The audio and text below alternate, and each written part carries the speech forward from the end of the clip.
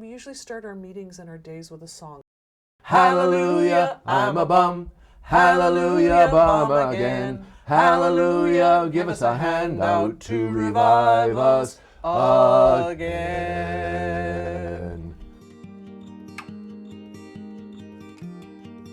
When people approach us and come, especially to the field house, or right now to the rink house, you know, and they're like, what's going on here? I always just begin very quickly and I say, we're Clayton Paper Theatre. We've been the resident theatre company of this park for almost 35 years. And what that means is we actually work in this park. We make giant puppets and other big images. And we do parades and pageants and plays for the public. We like to tell stories about what's going on in the world.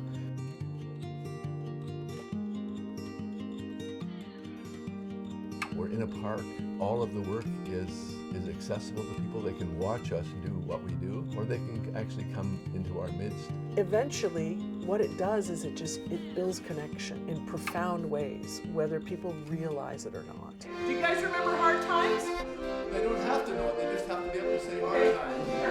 Is the song, the sigh of the weary. Hard times, come again no more.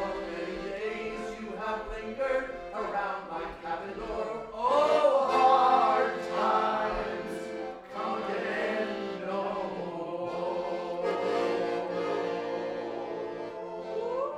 I got involved with theater quite accidentally.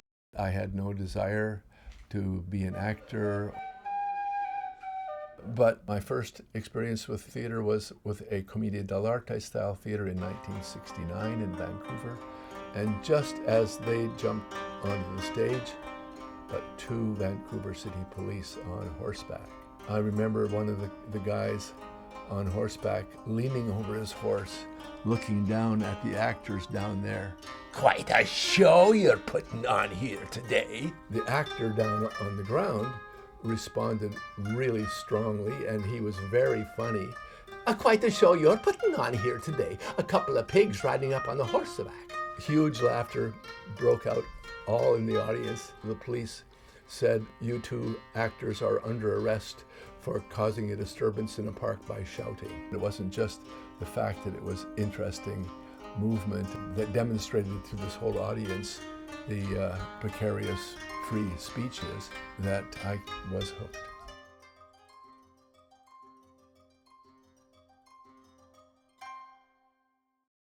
If I could describe Clay and Paper Theatre in one word, what would it be and why? The word that immediately comes to mind is radical. The way in which Clay and Paper chooses and does tell stories by being directly embedded in public space, right into communities with these very socially conscious stories that they want to tell, ranging, from the climate crisis, houselessness, poverty, wealth inequality. Like Night of Dread is a perfect example of that radicalness, actually. Thousands of people come down every year for this to laugh at our fears. Please welcome the Guardian of Hope, accompanied by 4 citizens of the world. Night of Dread, it was originally created as an anti-consumerist event. We were looking at, how much money people spend on Christmas and Halloween. We ask each year, what is your fear for the world for this year, for 2025? The fear of the year is the one that makes it possible and inspires us to create one of the most important images for Night of Dread. The fear of the year for 2025, the fascist machine. We introduce this fear, and then we introduce other images that are going to challenge that fear. We mock that fear. We laugh at that fear. And then hopefully, we burn that fear. And we laugh at death.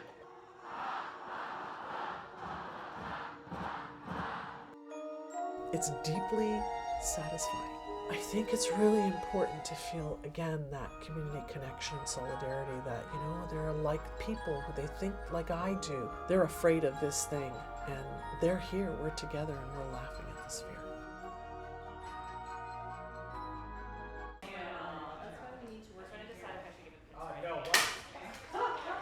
Right now with Night of Dread, I haven't had a day off since August.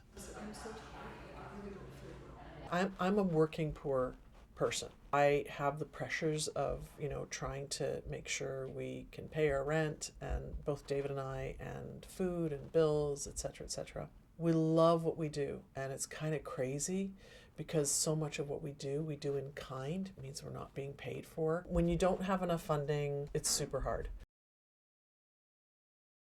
This last year, under Mayor Chow, the City of Toronto infused $10 million into the Toronto Arts Council, which is amazing. How much of that $10 million did we see? $750. That's it. What we have now is no stability. It's very hard to get those in power to develop any kind of model or response to what organic development is. It doesn't mean getting bigger and bigger and bigger and bigger. It means really looking at the needs of people and trying to satisfy those sort of moral and spiritual and connecting values together. The way in which the money is distributed is increasing the poor-rich gap. So if you don't have to scrape things together and you at least have one component that's stable, like your home, then you can invest more time meeting the needs of whatever community is out there. Theater is my life. My life has been working in this public space. I'm passing through here and I'll be gone soon. We're all passing through here and we'll be gone soon. So how do we think ahead to the generations? What about those people there in the future? How can I be responsible for them too? It's not our story. I think our values as a company are, in the end, sort of an activist attitude to the art. What that really comes from is a deep love for community, a deep love for justice, a deep commitment to generosity and removing barriers, a huge commitment to accessibility, which is why we work in public space. It's about listening. I've often said that the role of clay and paper theater is to reflect the world from our point of view as clearly as we can. It means that we engage the community in trying to understand what's happening in this world around us. We see all the conflicts that happen, and it's our job is to have the community look at that and say, is this the way we want to live? Is this what we really want to do?